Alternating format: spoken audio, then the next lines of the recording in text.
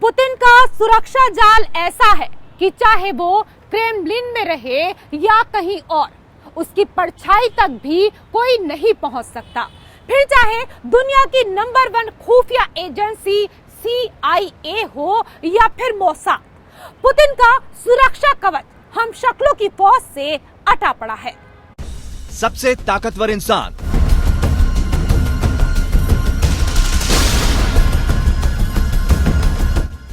हमेशा डर के साए में परेशान,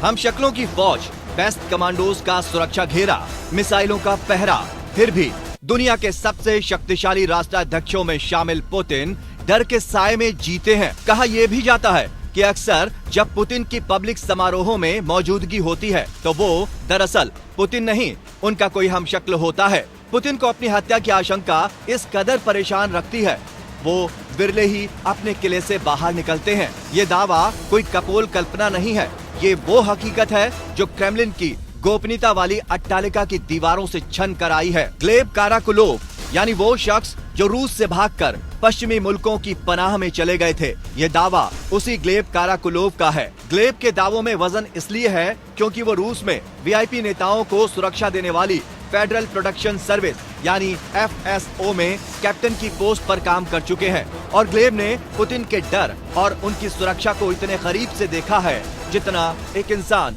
दूसरे इंसान को 5 फीट की दूरी से देख सकता है। Putin secret train network use करते हैं, उनके एक जैसे ऑफिस हैं कई शहरों में। काराकुलोव का दावा, पुतिन बेहद डरे हुए शख्स हैं। मॉस्को से ब्लैक सी रिजॉर्ट खुफिया ट्रेन से जाते हैं पुतिन। काराकुलोव पुतिन के प्रेसिडेंशियल कम्युनिकेशन की फील्ड टीम के हिस्सा रह चुके हैं। पुतिन से जुड़े टॉप अफसरों के साथ कम से कम 180 ट्रिप पर जा चुके हैं, लिहाजा उनके दावों को हल्के में नहीं लिया जा सकता। काराकुलोव ने पुतिन के लिए आलीशान यार्ड्स से लेकर बंकर और हेलीकॉप्टर तक में सीक्रेट कम्युनिकेशन सिस्टम लगाया था। बकौल काराकुलोव, पुतिन मोबाइल फोन इस्तेमाल नहीं करते, वो इंटरनेट का भी यूज नहीं करते। सूचनाओं के लिए चुनिंदा अफसरों पर भरोसा करते हैं पुतिन। 3 जगह पुतिन के बिल्कुल एक जैसे ऑफिस हैं।